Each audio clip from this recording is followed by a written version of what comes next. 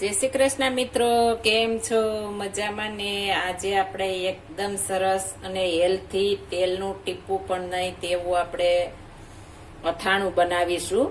આપણે પેલા જમાનામાં દાદા દાદી વખતના નાની વખતના બનાવતા અને ખાતા એવું આપણે અથાણું બનાવીશું. અને આપણે શરીરમાં પણ હેલ્થી છે.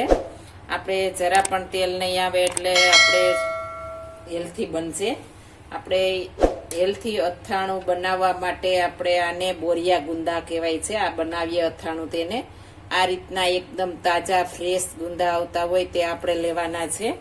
મારે ઘરની વાડીના છે એટલે એકદમ સરસ ફ્રેશ છે. અને મોટા મોટા આ રીતના હોય તે લેશો તો એકદમ મસ્ત બનશે અને દરવાળા રહેશે. આખા વર્ષ માટે આવા નવા રાખવા માટે આપણે આ ગુંદા લીધા છે. આ બોરિયા ગુંદાને ઢીકા ગુંદા પણ કહે છે. આપણે મુઠ્ઠી મારીને ભાંગીને પેલાના માણસો ખાતા એટલે એને ઢીકા ગુંદા પણ કહેવાય છે. આપણે એકદમ સરસ અને કોઈ પણ તીખાશ કે તેલ વગર આપણે બનાવીશું. આપણે આ ગુંદાને પેલા ડીંડલીનો ભાગ કાઢ લેવાનો છે. આપણે કાતર વડે આ રીતના કાપી લેશું. ઉપરનું ટોપકું છે તેને નીકળવું જોઈએ. આ ભાગ રહેવા દેવાનો છે, નહીતર ચિકાસ થશે અને ખવાશે પણ નહીં. આ રીતના કાપી લેશું એટલે ચિકાસ પણ ન થાય અને આપણે જોતું હોય તો એક પણ ખાઈ શકીએ. પેલા આખા લુરખા નાખતા, પણ હવે આપણે આ રીતના એક એક કરીને નાખીએ છીએ એટલે કાઢવામાં પણ સરળતા રહે. આ રીતના એક એક કરી લેશું બધા. આપણે બધાના ડીંડિયાનો ભાગ નીકળી ગયો છે. આ રીતના આપણે કાપી લેશું. આ ટોપકું નહીં કાઢવાનું. આ રીતના આપણે નાની નાની ડીંડલી રેવા દેશું એટલે એકદમ મસ્ત બને.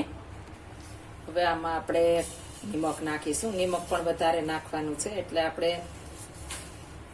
ગુંદા બગડે નહીં. ગુંદા હોય એ પ્રમાણે નાખવાનું છે. અને હળદર નાખી દેશું. આ બધું સરસ પેલા મિક્સ કરી લેશું એકદમ સરસ. હવે તેમાં આપણે પાણી નાખીશું.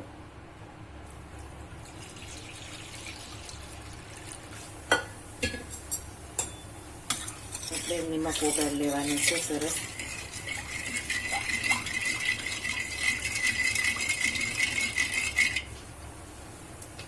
તેમાં આપણે કેરીનું ખાટું પાણી જે હોય તે મેં ભરી લીધું છે. આપણે અથાણું કરીએ ને કેરીનું પાણી નીકળે તે આ મેં રાખી દીધું હતું આ ગુંદા માટે.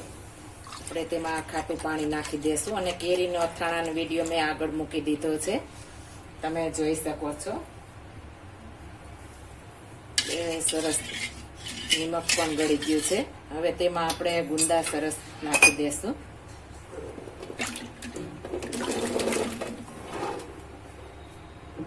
સરસ આ રીતના પેલા મિક્સ કરી લેવાના છે એટલે સરસ હળદર ને નિમક. હવે સરસ મિક્સ કરીને આપણે બરણી છે તેમાં નાખી દેશું. આપણે કાચની જારમાં જ નાખવાના છે. જો તમારી પાસે મોરબીનો કાચ હોય તો તેમાં પણ નાખી શકો છો.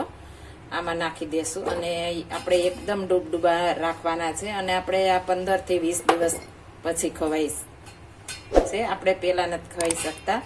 15-20 દિવસ જશે એટલે એકદમ સરસ આપણે ગળી જશે અને ચિકાસ પણ દૂર થઈ જશે. આમાં બીજી કોઈ વસ્તુની આપણે જરૂર નથી પડતી. આખા વર્ષ માટે આવા નવા રહેશે અને ફૂગ પણ નહીં ચડે. હવે જે આપણે ખાટું પાણી છે તે એમાં નાખી દેશું.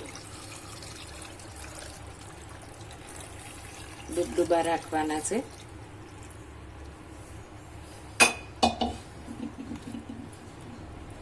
આ રીતના આપણે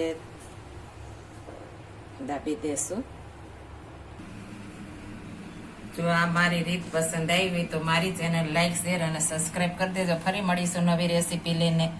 જય શ્રી કૃષ્ણ.